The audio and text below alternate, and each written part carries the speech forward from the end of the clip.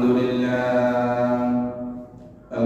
لله نحمده ونستعينه ونستغفره ونعوذ بالله من شرور أنفسنا ومن سيئات أعمالنا من يهده الله فلا مضل له ومن يضلله فلا هادي له ونشهد أن لا إله إلا الله وحده لا شريك له ونشهد أن سيدنا وسندنا وحبيبنا ومولانا محمدا عبده ورسوله صلى الله عليه وعلى آله وصحبه وبارك وسلم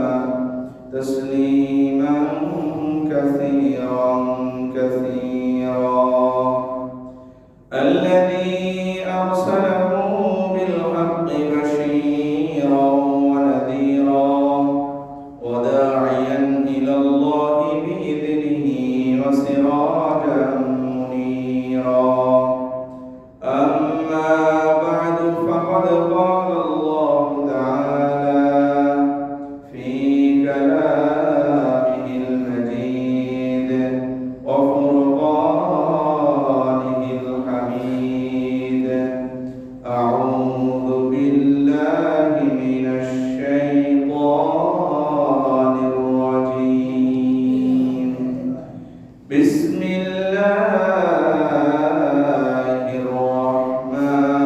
الرحمن الرحيم إن عدة الشهور عند الله 12 شهرا في كتاب الله يوم خلق السماوات والأرض إلى آخر الآية. وقال النبي صلى الله عليه وسلم إني أحتسب على الله أن يكفر السنة التي قبله أو كما قال النبي عليه الصلاة والسلام إن الله وملائكته يصلون على النبي يا أيها الذين آمنوا صلوا عليه وسلموا تسليما اللهم صل على مولانا محمد وعلى آله سيدنا مولانا محمد اللهم صل على مولانا محمد وعلى آله سيدنا بری بری کرو بندہ এবারই তো তোমার নয় আসল বাড়ি কবরেতে ধুলো মাটির বিছানা আল্লাহুম্মা সাল্লি আলা مولانا محمد وعلى آله سيدنا مولانا محمد بلغ العلا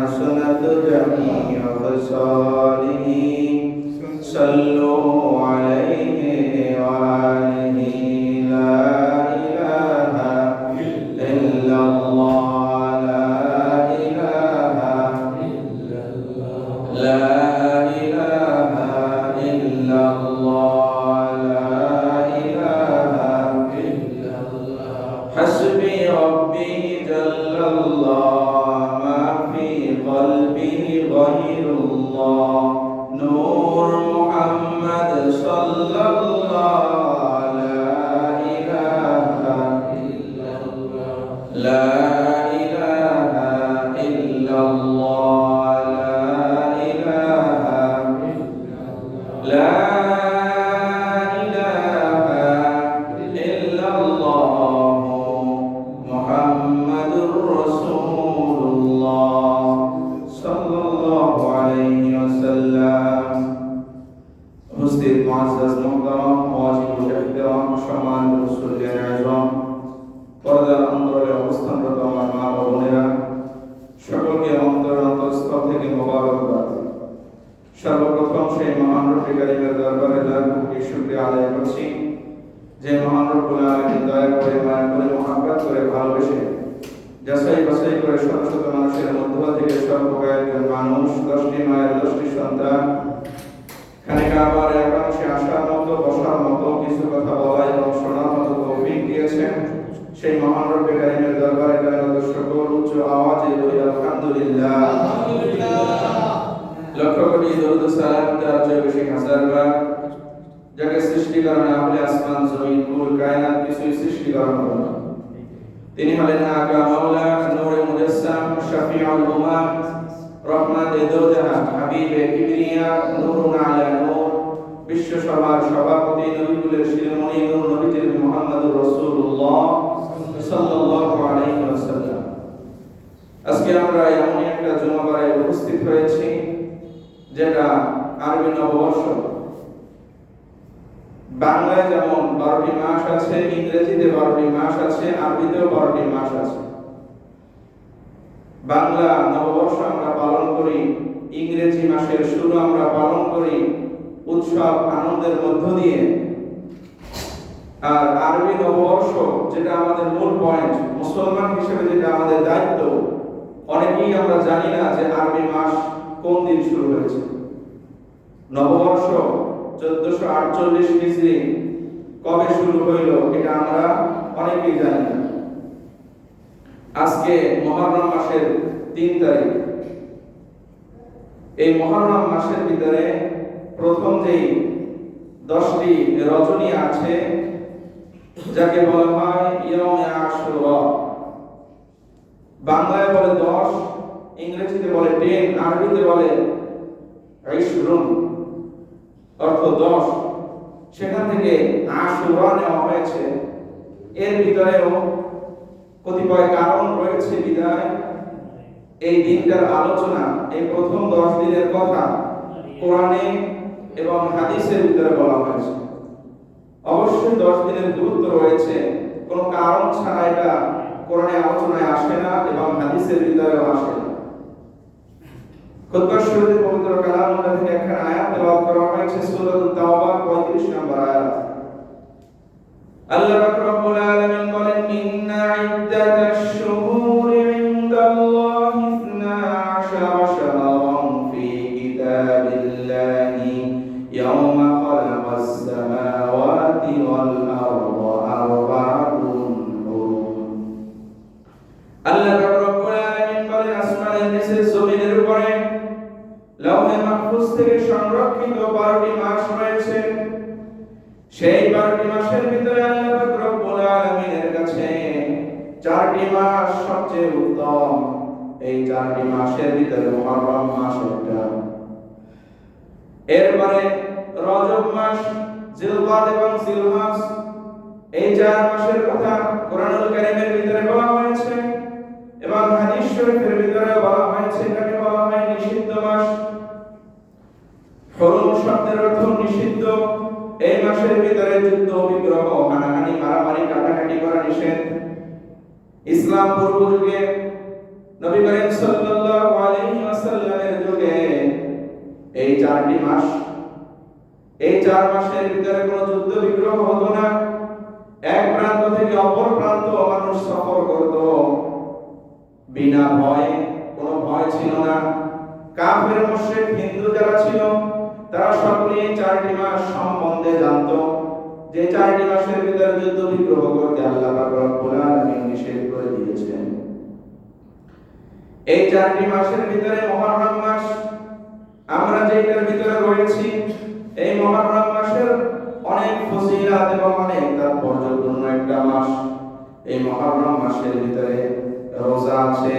এই মুহররম মাস সম্পর্কে প্রখ্যাত মুফাসসির হযরত আব্দুল্লাহ ইবনে আব্বাস রাদিয়াল্লাহু তাআলা আনহু তিনি বলেন, যে ব্যক্তি মুহররম মাসে রোজা রাখবে আল্লাহ পাক রব্বুল আলামিন তার আমলনামায় 10,000 ফেরেশতার যেই নেকি রয়েছে সেই সমপরিমাণ নেকি তার আমলনামায় দেওয়া হবে। এই আল্লাহ পাক রব্বুল আলামিন যে আমলটা, যে নেকিটা আমাদেরকে দেন, এটা হচ্ছে পরিপূর্ণ, এটার ভিতরে কোনো ঘাটতি নেই, কবুলিয়াত।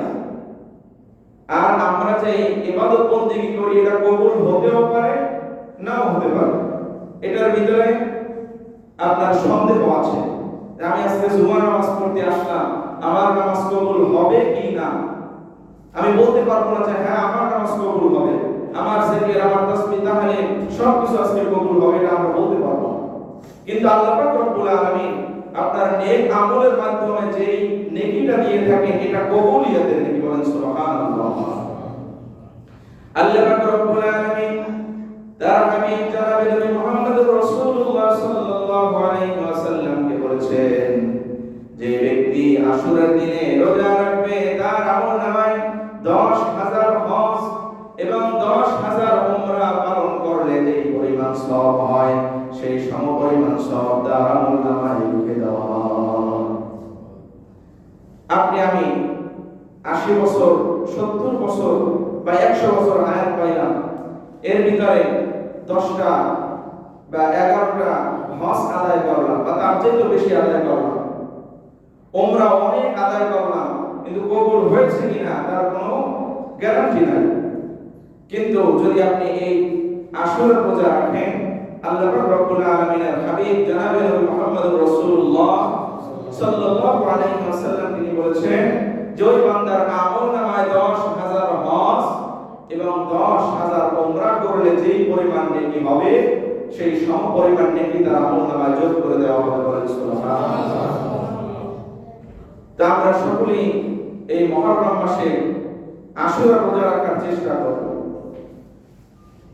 প্রখ্যাত সাহাবী হযরত আব্দুল্লাহ ইবনে আব্বাস রাদিয়াল্লাহু তাআলা আনহু থেকে বর্ণিত, রাসূল পাক সাল্লাল্লাহু আলাইহি ওয়াসাল্লাম যখন মক্কা থেকে হিজরত করে মদিনায় গেলেন, মদিনায় যাওয়ার পরে তিনি দেখতে পেলেন সেখানকার ইহুদিরা 9 তারিখ রোজা রাখতেছে, 10 তারিখে রোজা রাখতেছে।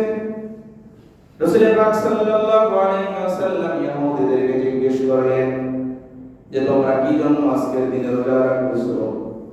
ইহুদিরা বলতেছেন যে আপনি কি জানেন না মুসা আলাইহিস সালাতু ওয়াস সালাম এবং ফিরআউনের মধ্যে যে সংঘাত ছিল, যে মারামারি ছিল, মুসা আলাইহিস সালাতু ওয়াস সালামকে আল্লাহ পাক রব্বুল আলামিন ফিরআউনের উপর বিজয় দান করেছিলেন। এই জন্য খুশিতে আনন্দে আমরা আজকে এই দিন রোজা রাখি। আল্লাহ রাসূল সাল্লাল্লাহু আলাইহি ওয়াসাল্লাম বললেন, ও আমার সাহাবীরা, মুসা আলাইহিস সালাতু ওয়াস সালামের অধিক নিকটবর্তী তো আমি, কারণ আমিও নবী আর মুসা আলাইহিস সালাতু ওয়াস সালাম তিনিও নবী। সুতরাং অধিকারের দিক থেকে ইহুদিদের চেয়ে আমার হক এবং আমাদের হক মুসা আলাইহিস সালামের উপর বেশি। কারণ মুসলমানের ভাই, একজন মুসলমান কখনো অমুসলিমের সাথে বন্ধুত্ব স্থাপন করতে পারে না। আল্লাহ পাক রব্বুল আলামিন কোরআনে বলেন, ইয়া আইয়ুহাল্লাযীনা আমানু, হে ঈমানদারগণ, লা তাত্তাখিযুল ইয়াহুদা, তোমরা ইহুদিদেরকে গ্রহণ করো না, ওয়ান নাসারা এবং খ্রিস্টানদেরকে তোমরা গ্রহণ করো না, আউলিয়া, বন্ধুরূপে। যদি তোমরা মুসলমান হয়ে অমুসলিমদেরকে বন্ধুরূপে গ্রহণ করো, আল্লাহ বলেন বাদুহুম আউলিয়া, তারা একে অপরের বন্ধু। সুতরাং যদি তোমাদের ভিতর থেকে, মুসলমানদের ভিতর থেকে কোনো ব্যক্তি ইহুদি এবং নাসারা যারা রয়েছে তাদের সাথে বন্ধুত্ব স্থাপন করে, তাহলে শুধুমাত্র নামেই তারা মুসলমান থাকবে, কিয়ামতের কঠিন ময়দানে ওই ইহুদি এবং নাসারার সাথে তারা হাসর হবে। তারা আমরা মুসলমান, এক মুসলমান অপর মুসলমানের ভাই। কোরআনে অনেক জায়গায় বলা হয়েছে ইন্নাল মুমিনুনা ইখওয়া, নিশ্চয়ই মুসলমান পরস্পর ভাই ভাই। আর অনেক জায়গায় বলা হয়েছে হাদিসে আল্লাহ রাসূল বলেন আল মুসলিমু আখুল মুসলিম, এক মুসলমান আর এক মুসলমানের ভাই। এখন যদি কোনো ব্যক্তি অমুসলিমদেরকে বন্ধুরূপে গ্রহণ করে তাহলে তার ইবাদত বন্দেগী কোনো কাজেই আসবে না। এখন প্রশ্ন আসতে পারে, তাহলে অমুসলিমদের কাছ থেকে কোনো কিছু ক্রয় করা যাবে কিনা, তাদের কাছে কিছু বেচা কিনা করা যাবে কিনা? ইসলামী শরিয়া অনুযায়ী অমুসলিমদের সাথে ক্রয় বিক্রয়, যেটাকে বলা হয় আল বাইউ ওয়াশ শিরা, এটা করা যাবে। তাদের কাছ থেকে আপনি জিনিস ক্রয় করতে পারবেন, তাদের কাছে বিক্রয় করতে পারবেন, এই ব্যাপারে কোনো নিষেধাজ্ঞা নাই। কিন্তু বন্ধু হিসেবে আপনি কাকে নির্বাচিত করবেন? সে মুসলমান নাকি হিন্দু, না বৌদ্ধ, না খ্রিস্টান, না অন্য কোনো বিধর্মী, সেটা আপনাকে দেখতে হবে, যেহেতু আপনি মুসলমান। তো যাই হোক, রাসূল পাক সাল্লাল্লাহু আলাইহি ওয়াসাল্লাম তার প্রিয় সাহাবী হযরত আব্দুল্লাহ ইবনে আব্বাস রাদিয়াল্লাহু তাআলা আনহু তিনি বলতেছেন, যেই ব্যক্তি আশুরার দিনে কোনো এতিমের মাথায় হাত বুলাবে, হাদিস শরীফের ভিতরে অন্য জায়গায় বলা হয়েছে এতিমের মাথায় হাত বুলালে হাতের নিচে যেই পরিমাণ চুল পড়বে তার মর্যাদা আল্লাহ পাক রব্বুল আলামিন তত বৃদ্ধি করে দিবে। এরপরে আল্লাহ রাসূল সাল্লাল্লাহু আলাইহি ওয়াসাল্লাম হাদিস শরীফের ভিতরে বলেন, যেই ব্যক্তি আশুরার দিনে কোন রোজাদার ব্যক্তিকে ইফতার করাবে, রাসূল পাক সাল্লাল্লাহু আলাইহি ওয়াসাল্লাম বলেন, সে যেন শুধু একজন ব্যক্তিকে ইফতার করালো না, বরং সে যেন আমার গোটা উম্মতদেরকে তৃপ্তি সহকারে ইফতারি করালো। এই আশুরার দিনে অনেক মর্যাদা। সাহাবায়ে কেরাম জিজ্ঞেস করেন, ইয়া রাসূলুল্লাহ, ইয়া হাবিবাল্লাহ, আশুরার চেয়ে আপনার জিহাদ করার চেয়ে কি আশুরা এই দিনের মর্যাদা আল্লাহর কাছে বেশি? রাসূল পাক সাল্লাল্লাহু আলাইহি ওয়াসাল্লাম বললেন, হ্যাঁ। তবে যে ব্যক্তি নিজে ধন সম্পদ নিয়ে যুদ্ধের ময়দানে গেল এবং তা কিছুই সে নিয়ে আসতে পারে নাই, তার চাইতে এই দিনের গুরুত্ব, এই দিনের মর্যাদা কম। এরপর আল্লাহর রাসূল সাল্লাল্লাহু আলাইহি ওয়াসাল্লাম বলেন, ইয়াউমে আরাফা, জিলহজ মাসের 9 জিলহজ আরাফার দিনে যদি কোনো ব্যক্তি একটা রোজা রাখে, 2 বছর রোজা রাখার সমপরিমাণ সওয়াব তার আমলনামায় যোগ হয়ে যাবে। পক্ষান্তরে যে ব্যক্তি আশুরার দিনে রোজা রাখবে, তার আমলনামায় 1000 বছর রোজা রাখলে যে সমপরিমাণ সওয়াব হবে, সেই সমপরিমাণ সওয়াব তার আমলনামায় যোগ করে দেওয়া হবে। আল্লাহ রাসূল সাল্লাল্লাহু আলাইহি ওয়াসাল্লাম হাদিস শরীফের ভিতরে বলেন, ইন্নী আহতাসিবু আলাল্লাহি আন ইউকাফিরা আস-সানাতা আল্লাতী ক্বাবলা, যে ব্যক্তি এই দিনের ভিতরে রোজা রাখবে তার পূর্বের যত সগীরা এবং কবিরা গুনাহ আছে আল্লাহ পাক রব্বুল আলামিন সব কিছু মাফ করে দিবে।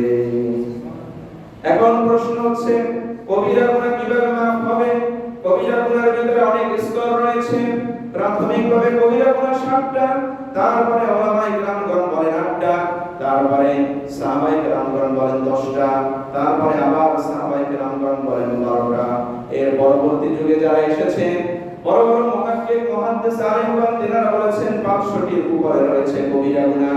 তার ভিতরে 7টি গ্রহণযোগ্য কবিরা গুনাহের ভিতরে 1 নম্বর হলো আল্লাহর সাথে কাউকে অংশীদার সাব্যস্ত করা।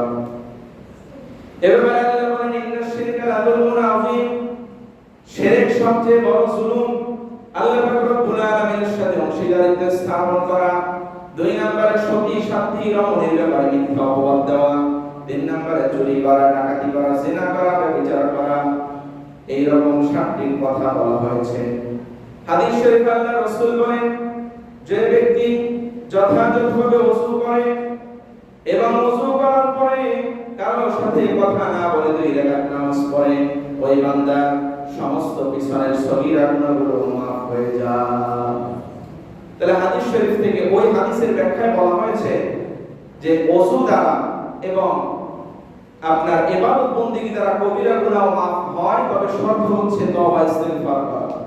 ওযু করার সময় যদি কোনো ব্যক্তি তওবা ইস্তিগফার করে এবং আল্লাহ পাক রব্বুল আলামিনের কাছে মোনাজাত করে যে আল্লাহ, আমি অন্যায় করেছি, অপরাধ করেছি, জুলুম করেছি, আপনি আমাকে মাফ করে দেন, আমি আর কখনো কবিরা গুনাহ করব না, এরকম যদি ওয়াদাবদ্ধ আল্লাহ পাক রব্বুল আলামিনের কাছে হয়, আল্লাহ পাক রব্বুল আলামিন বলেন আমি বান্দার গুনাহগুলো সগীরা হোক কবিরা হোক আমি মাফ করে দেব।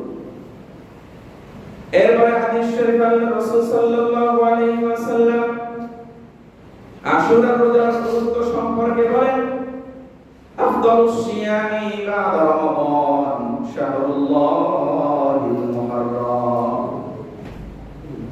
আল্লাহ রাসূল সাল্লাল্লাহু আলাইহি ওয়াসাল্লাম বলেন, রমজান মাসের পরে যেই রোজার সবচেয়ে বেশি গুরুত্ব, সেই রোজাটা হচ্ছে শাহরুল্লাহিল মুহাররম, মুহাররম মাসের রোজা। এই দিনে সাহাবায়ে কেরাম হযরতে আব্দুল্লাহ ইবনে ওমর রাদিয়াল্লাহু তাআলা আনহু বলেন, রাসূল পাক সাল্লাল্লাহু আলাইহি ওয়াসাল্লাম এবং সাহাবায়ে কেরাম এই দিনে বেশি বেশি তাকবীর তাহলিল পাঠ করতেন। আল্লাহু আকবার, আল্লাহু আকবার, লা ইলাহা ইল্লাল্লাহ, আল্লাহু আকবার, আল্লাহু আকবার, ওয়ালিল্লাহিল হামদ। এটা মুসনাদ আহমদের হাদিসের ভিতরে উল্লেখ করেছে। অনেক ভাইরা বলে যে শুধু ঈদুল আজহায় তাকবীর হয়, তাছাড়া অন্য কোনো সময় তাকবীর হয় না। কিন্তু না, তাদের অবস্থা হচ্ছে চোখ থাকিতেও অন্ধ। হাদিসের কিতাবের ভিতরে ঈদুল ফিতরেও তাকবীরের কথা বলা হয়েছে, ঈদুল আজহায় বলা হয়েছে এবং বিশেষ গুরুত্বপূর্ণ দিনের কথা বলা হয়েছে। যেমন এই মুসনাদে আহমদে হযরত আব্দুল্লাহ ইবনে ওমর রাদিয়াল্লাহু তাআলা আনহু ছেলে আব্দুল্লাহ থেকে বর্ণিত, রাসূল পাক সাল্লাল্লাহু আলাইহি ওয়াসাল্লাম তিনি বলেছেন, রাসূল পাক সাল্লাল্লাহু আলাইহি ওয়াসাল্লাম সহ সাহাবায়ে কেরামদেরকে নিয়ে তিনি এই দিনে বেশি বেশি তাকবীর এবং তাহলিল পাঠ করতেন। এবং হাদিস শরীফে তাকবীর তাহলিলের গুরুত্ব এমন ভাবে বর্ণনা করা হয়েছে, আল্লাহ রাসূল সাল্লাল্লাহু আলাইহি ওয়াসাল্লাম তিনি বলেছেন ইশকাতুল মাসাবি হাদিস গ্রন্থের ভিতরে আপনার কিতাবুস সালাতের ভিতরে আল্লাহ রাসূল বলেছেন, যে ব্যক্তি একবার আলহামদুলিল্লাহ পাঠ করলো, আলহামদুলিল্লাহ তামলাউল মিজান, একবার পাঠ করার কারণে মিজানের যে পাল্লাটা মানে দাড়িমা যেটা ওজন করা হয় যেটার ভিতরে, সেইটার অর্ধেক হয়ে যায়। আলহামদুলিল্লাহি তামলাউল মিজান, সুবহানাল্লাহ একবার পাঠ করলে মিজানের পাল্লা অর্ধেক হয়। আলহামদুলিল্লাহ আর আলহামদুলিল্লাহ পাঠ করলে তামলাউল মিজান, মিজানের পাল্লাটা পরিপূর্ণ হয়ে যায়। বলেন সুবহানাল্লাহ। এরপরে সাহাবায়ে কেরাম বললেন, আলহামদুলিল্লাহি তামলাআনি আও তামলাউ মা বাইনাস সামাওয়াতি ওয়াল আরদি। আর যদি কোনো ব্যক্তি একবার তাহলিল পাঠ করে আল্লাহু আকবার, তাহলে ওই বান্দার আমলনামায় আসমান এবং জমিনের মধ্যে যত শূন্য জায়গা আছে সব নেকি দ্বারা পরিপূর্ণ হয়ে যায়।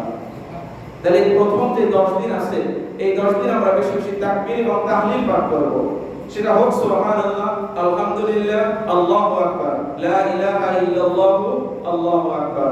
হাদিস শরীফে আল্লাহ রাসূল বলেন, কালিমাতানি হাবিবাতানি ইলার রহমানি খাফিফাতানি আলাল লিসানি সাকিলাতানি ফিল মিজানি সুবহানাল্লাহি ওয়া বিহামদিহি সুবহানাল্লাহিল আযীম। কালিমাতানি, দুইটা কালেমা মানে দুইটা বাক্য, হাবিবাতানি অধিক প্রিয়, অধিক মহব্বতের, ইলার রহমান আল্লাহ পাক রব্বুল আলামিনের কাছে, সাকিলাতানি ফিল মিজান মিজানের পাল্লায় অনেক ভারী হবে, খাফিফাতানি আলাল লিসান জবানের উচ্চারণে খুবই হালকা।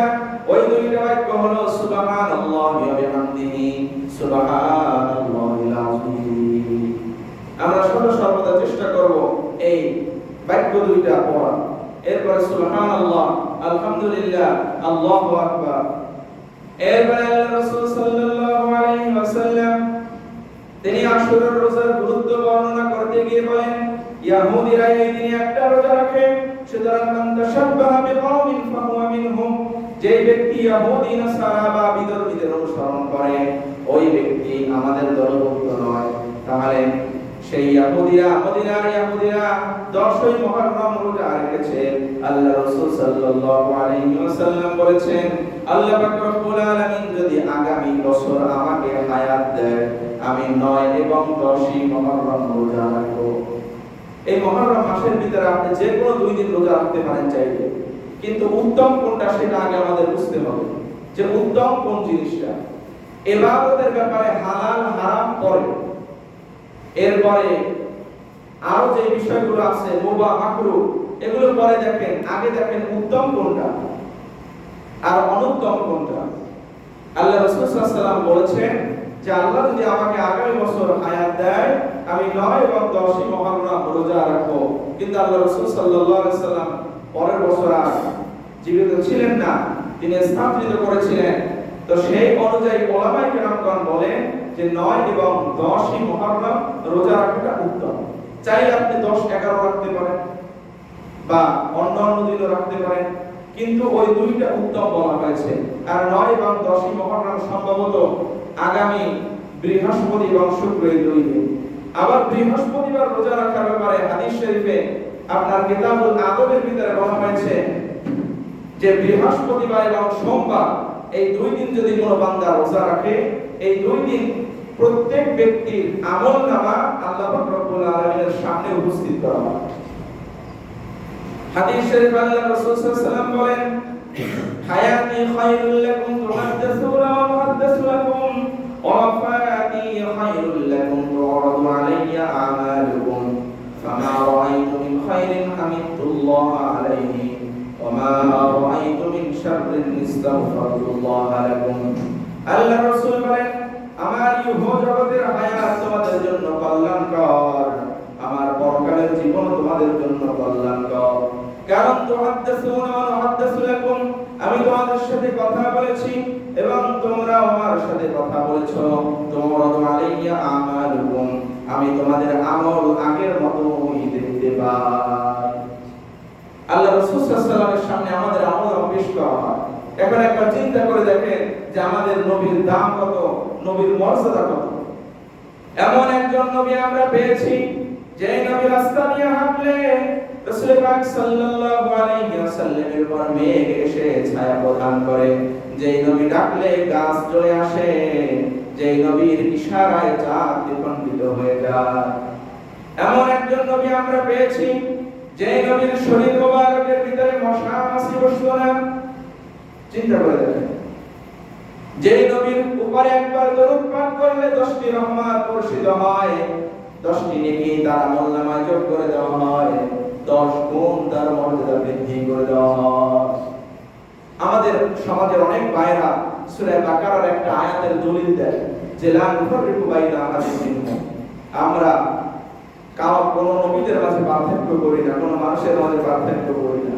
আসলে তাদের অবস্থা হচ্ছে তাদের চোখে কাঠের চশমা লাগানো। আবার এই সূরা বাকারার ভিতরে আল্লাহ বলেছেন তিলকা রাসূলু ফাদ্দালনা বা'দাহুম আলা বা'দ, যে এক নবীর উপরে আমি অন্য নবীর মর্যাদা দেই। নবুয়ত এবং রিসালাতের দিক থেকে সকল নবী এবং রাসূল এক।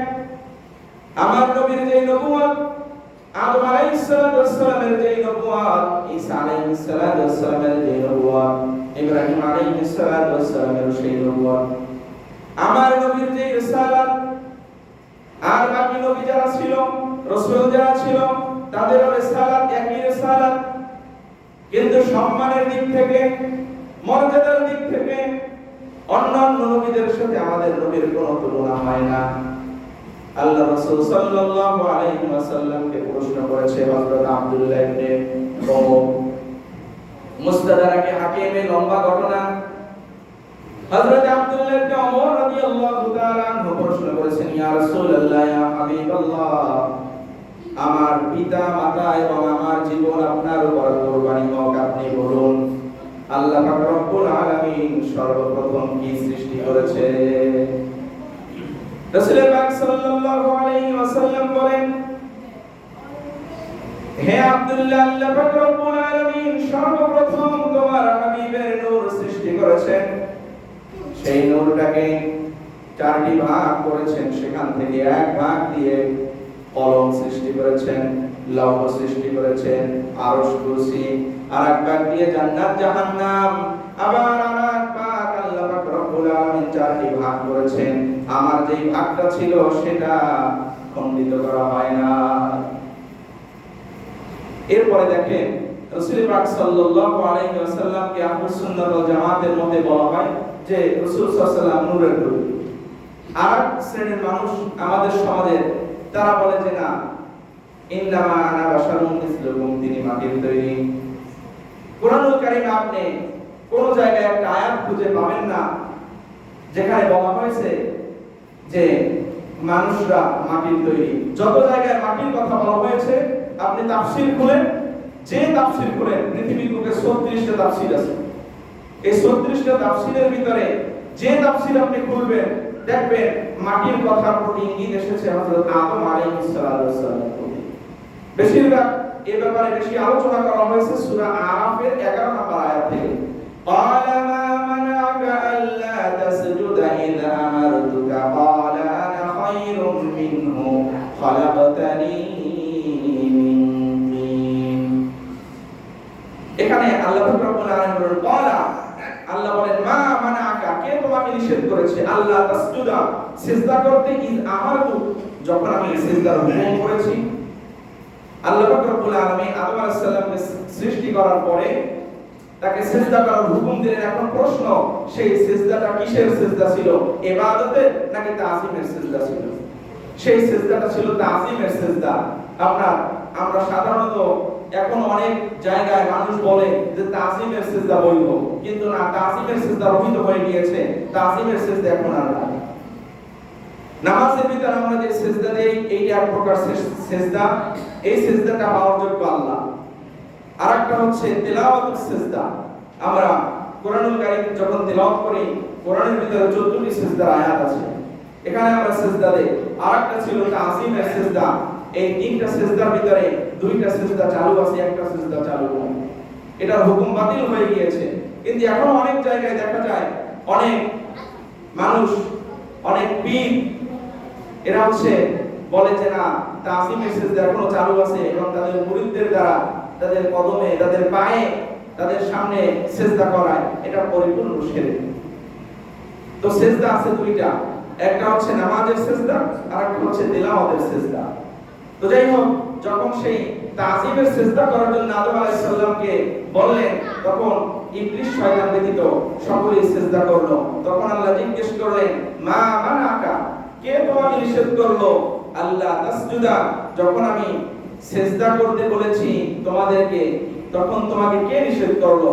তখন সে আল্লাহ পাক রব্বুল আলামিনকে যুক্তি দেখায় বলল যে আনা খায়রুম মিনহু, আমি তার চেয়ে উত্তম। খালাকতানি মিন নার, আমাকে আপনি আগুন থেকে সৃষ্টি করেছেন, ও খালাকতাহু মিন তিন, এবং তাকে আপনি মাটি থেকে সৃষ্টি করেছেন। এইখানে 6টা আয়াতের ভিতরে যে মাটির আলোচনা করা হয়েছে সেটা হযরত আদম আলাইহিস সালামের ব্যাপারে লম্বা ঘটনা। আর মানুষের ব্যাপারে যে আলোচনা, আমাদের ব্যাপারে যে আলোচনা করা হয়েছে সূরা ইয়াসিনের ৭৭ নম্বর আয়াত, সূরা মুরসালাতের 20 এবং 21 নম্বর আয়াত, এই দুইটা আয়াতের যদি আপনারা ব্যাখ্যা করেন, তাফসীর করেন, তাহলে বুঝতে পারবেন যে মাটির কথা কাদেরকে বলা হয়েছে আর আমাদের সৃষ্টির ব্যাপারে কি আলোচনা করা হয়েছে। তো যাই হোক, আমরা যে মাসের ভিতরে পদার্পণ করেছি সেটা হচ্ছে মুহররম মাস। 4টি মাসের ভিতরে মুহররম মাস বলা হয় আল্লাহর মাস। এই 4টি মাসের ভিতরে শ্রেষ্ঠ মাস মুহররম মাস। এই মুহররম মাসের ভিতরে আল্লাহ রাসূল সাল্লাল্লাহু আলাইহি ওয়াসাল্লাম বলেন, ইন্নী আহতাসিবু আলাল্লাহি আন ইউগাফিরাস সানাতাল্লাতী ক্বাবলা, যে ব্যক্তি আশুরার দিনে রোজা রাখবে ওই ব্যক্তির পূর্বের সমস্ত গুনাহ আল্লাহ পাক রব্বুল আলামিন maaf করে দিবেন। তবে সমস্ত গুনাহ বলতে একটু খুলে বলি, বান্দার হক ব্যতীত, যদি আপনি বান্দার হক মেরে থাকেন ওই গুনাহটা ব্যতীত আল্লাহ বাকি গুনাহ চাইলে maaf করে দিতে পারেন। ইয়াগফিরু লিমান ইয়াশা ওয়া ইউআযযিবু মান ইয়াশা, আল্লাহ চাইলে পারে, না চাইলে নাও পারে, সেটা তার ইখতিয়ার। 2 নম্বরে আল্লাহ রাসূল রোজার ফজিলত সম্পর্কে বলেন, আফদালুস সিয়ামি রমাদান বা'দা শাহরুল্লাহিল মুহাররম। রমজান মাসের পরে যেই মাসের ভিতরে রোজা রাখার গুরুত্ব অনেক, ওই মাসটা হলো এই মুহররম মাস। হযরত আব্দুল্লাহ ইবনে আব্বাস রাদিয়াল্লাহু তাআলা আনহু বাইহাকী শরীফের হাদিসের ভিতরে বলেন, আল্লাহ পাক রব্বুল আলামিন এই দিনে আসমান সৃষ্টি করেছেন, জমিন সৃষ্টি করেছেন, এবং এই দিনে আল্লাহ পাক রব্বুল আলামিন জান্নাত জাহান্নাম সৃষ্টি করেছেন। এই দিনে পাহাড় পর্বত সৃষ্টি করেছেন। এই দিনে আদম আলাইহিস সালাতু ওয়াস সালামকে জান্নাতে প্রবেশ করিয়েছেন। আবার এই দিনে আদম আলাইহিস সালাতু ওয়াস সালামের তওবা কবুল করে নিয়েছেন। এই দিনে ইব্রাহিম আলাইহিস সালাতু ওয়াস সালামকে জন্ম গ্রহণ করিয়েছিলেন। আবার এই দিনে হযরত ইব্রাহিম আলাইহিস সালাতু ওয়াস সালামের পুত্র তাকে জন্ম গ্রহণ করিয়েছিলেন। আবার এই দিনে নূহ আলাইহিস সালাতু ওয়াস সালামের যে জাহাজ ছিল, যে নৌকা ছিল, সেই নৌকা জুদি পর্বতে নিয়েছিলেন। আবার এই দিনে মূসা আলাইহিস সালাতু ওয়াস সালামকে আল্লাহ পাক রব্বুল আলামিন ফিরআউনের কাছ থেকে মুক্ত করেছিলেন। আবার এই দিনে ফিরআউনকে সেই সমুদ্রের ভিতরে ডুবিয়ে তিনি মেরেছিলেন। অনেক কারণ রয়েছে এই মুহররম মাসের গুরুত্ব এবং ফজিলতের, অনেক কারণ রয়েছে। লম্বা ঘটনা, আপনার তাফসীরের কিতাবের ভিতরে 9 পৃষ্ঠা এই মুহররম মাসে ইয়ামে আশুরার নামকরণের কারণের ভিতরে 10 পৃষ্ঠা আলোচনা করা হয়েছে। তো সর্বশেষ কথা হচ্ছে, আমরা এই আশুরার দিনে আশুরা রোজা রাখবো 9 এবং 10 মুহররম, আগামী বৃহস্পতি এবং শুক্রবার। বৃহস্পতিবার রোজা রাখার ফজিলত আগে বলা হয়েছে, যেই দিনে আমার এবং আপনার সকলের আমলনামা আল্লাহ পাক রব্বুল আলামিনের কাছে পেশ করা হয়, তখন তিনি আমাদের আমলনামা দেখতে পায়। আর রাসূল সাল্লাল্লাহু আলাইহি ওয়াসাল্লাম বলেন, যদি আমার আমলনামা আল্লাহ রোজা অবস্থায় দেখতে পায়, তাহলে আল্লাহ সবচেয়ে আমার উপর বেশি খুশি হয়। তাহলে কথাটা শুধু রাসূলের উপরে ছিল না, গোটা উম্মতের উপরে ছিল। তো যাই হোক, আমরা আশুরা রোজা রাখবো। এই রোজার গুরুত্ব এবং ফজিলত অনেক, এবং এই দিনে এই 10 দিন, শুধু 10 দিন না, মুহররম মাসে আমরা বেশি বেশি তাকবীর, তাহলিল এবং তাসবিহ পাঠ করব। এছাড়া বাকি সব সময় আমরা এই তাসবিহটা পাঠ করার চেষ্টা করব, সুবহানাল্লাহি ওয়া বিহামদিহি সুবহানাল্লাহিল আযীম। এটা একাধারে হাদিস, আবার অন্যথায় একটা তাসবিহ। এরপরে আরো বিভিন্ন তাসবিহ আছে, সুবহানাল্লাহ, আলহামদুলিল্লাহ, লা ইলাহা ইল্লাল্লাহ, আল্লাহু আকবার। এর ফজিলত আপনাদেরকে একটু আগে শোনানো হয়েছে। অনেক গুরুত্ব, এবং বেশি বেশি দরুদ শরীফ পাঠ করব। আল্লাহ রাসূল সাল্লাল্লাহু আলাইহি ওয়াসাল্লাম বলেন, যে ব্যক্তি দুনিয়ার বুকে অধিক পরিমাণে দরুদ শরীফ পাঠ করবে, কাল কিয়ামতের ময়দানে ওই ব্যক্তি আমার তত নিকটবর্তী হবে। আমরা সকলেই চাই রাসূল পাক সাল্লাল্লাহু আলাইহি ওয়াসাল্লামের পাশে থাকতে, কাছে থাকতে, তার পিছনে পিছনে হাঁটতে। তো আমাদের করণীয় হচ্ছে, তার কাছে যাওয়ার মাধ্যম হচ্ছে তার কাছে যাওয়া, তার সাথে চলা, তার কাছাকাছি হওয়ার উপায় হচ্ছে বেশি বেশি দরুদ শরীফ পাঠ করা। আল্লাহ পাক রব্বুল আলামিন আমাদের প্রত্যেককে সঠিক বুঝার দান করুন। ওয়া আখিরু দাওয়ানা আলহামদুলিল্লাহি রাব্বিল আলামিন। আসসালামু আলাইকুম ওয়া রাহমাতুল্লাহি ওয়া বারাকাতুহু।